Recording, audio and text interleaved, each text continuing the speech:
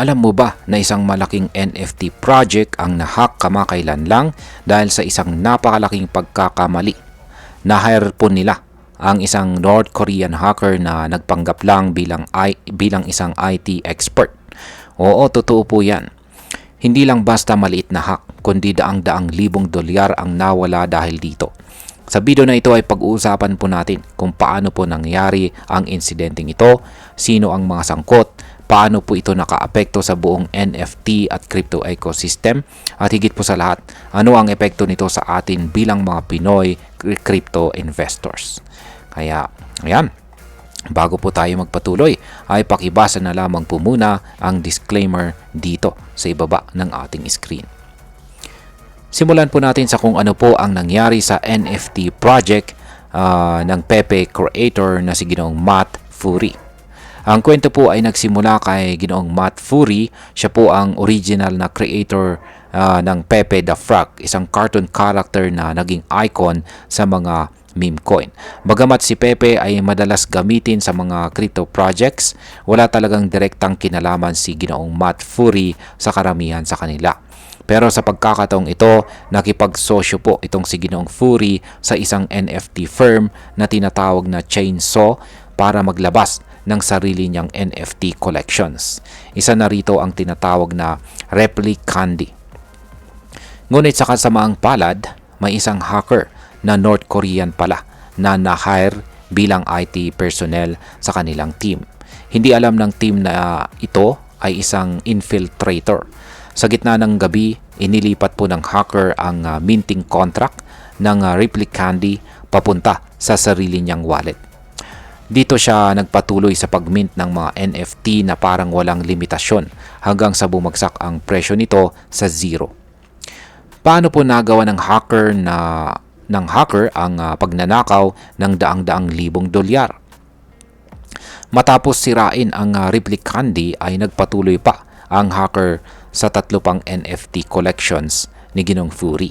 Ayon sa investigasyon ng kilalang crypto sleuth na si Zach XBT, umabot po sa halos $310,000 ang nakuha ng hacker mula sa mga nabentang peking NFTs. Pero hindi pa dito natapos ang lahat. Ilang araw lang ang lumipas, isang NFT launch platform naman na tinatawag na Faber ang sunod na nabiktima. Ang mas nakakabigla, ginawa pa siyang Chief Technology Officer or CTO ng kumpanya. Dito naman ay nawala ang halos $680,000. Ang kabuang pinsala sa dalawang kumpanya ay umabot na po sa $1 million.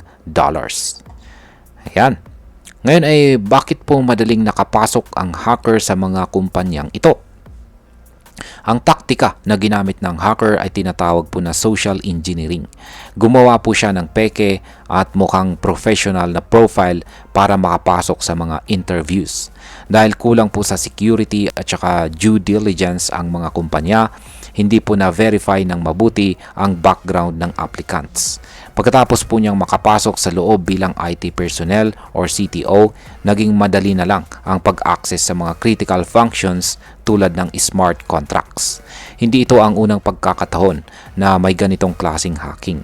Sa katunayan, ang North Korean hacker group na tinatawag na Lazarus Group ang itinuturing na may pinakamalaking crypto hack sa kasaysayan. Kaya't nakakabahala talaga ang ganitong klase ng pag-atake. Ngayon ay ano naman po ang naging tugon ng mga biktima sa nangyaring hack? Sa kasamaang palad, hindi maganda ang naging tugon ng mga kumpanya. Ang Faber lamang ang naglabas ng public statement. Samantalang si Chainsaw at si Matt Fury ay nanahimik. Pinatay pa nila ang kanilang mga direct messages sa X at dinilit ang mga paunang babala sa kanilang naipost. Ayon po kay Ginoong Zach XBT, sinubukan po niyang kontakin ang lahat ng involved pero walang sumasagot. Ibig sabihin ay hindi lamang sila naging pabaya sa simula, kundi parang wala silang plano para managot or magpaliwanag sa kanilang community. Ngayon ay gaano po kalaki ang banta ng North Korean hackers dito sa mundo ng crypto ngayon? Sa kasalukuyan ay tumataas ang aktibidad ng mga North Korean hackers.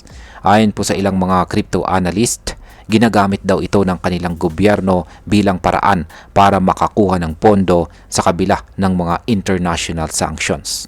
Target ng mga ito ang mga kumpanya na walang matibay na security protocols, lalo na sa NFT at DeFi projects na madalas kulang sa auditing.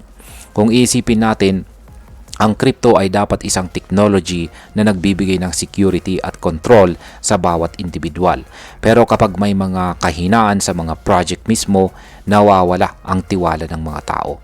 Ang masama pa, ang mga ganitong hack ay nagdudulot po ng FUD or fear, uncertainty, and doubt sa buong crypto community. Ngayon ay ano po ang posibleng epekto nito para sa atin bilang mga Pinoy crypto investors? Tayong mga Pinoy ay kilala sa pagiging maabilidad at mabilis makasabay sa digital na technology. Marami po sa atin ang nagsimula ng mag-invest sa NFT, DeFi at saka iba't ibang coins. Pero ang incidenting ito ay nagsisilbing paalala na hindi po sapat ang hype at branding lamang. Kailangan po nating tingnan kung gaano po kaseryoso ang mga project na sinasalihan natin, lalo na po pagdating sa security. Hindi porke kilala ang artist o maganda ang disenyo ng NFT ay safe na ito.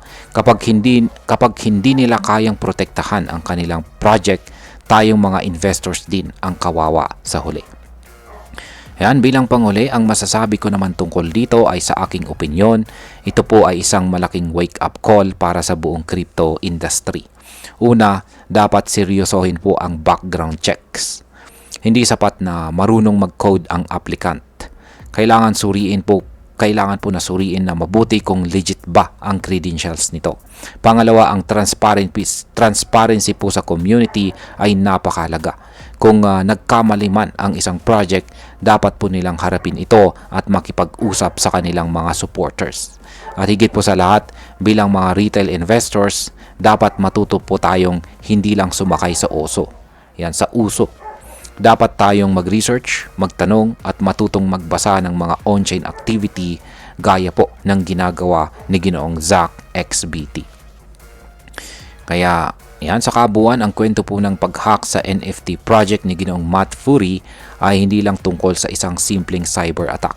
Isa itong babala para sa buong para sa buong mundo ng crypto, na kahit gaano pa kakilala ang creator, kahit gaano pa kaganda ang disenyo, kung mahina po ang security, lahat tayo ay nasa panganib. At ayan, hanggang dito na lamang po tayo sa video na ito mga ka-crypto. Marami pong salamat sa panunood, ingat po tayo lagi at God bless po sa ating lahat.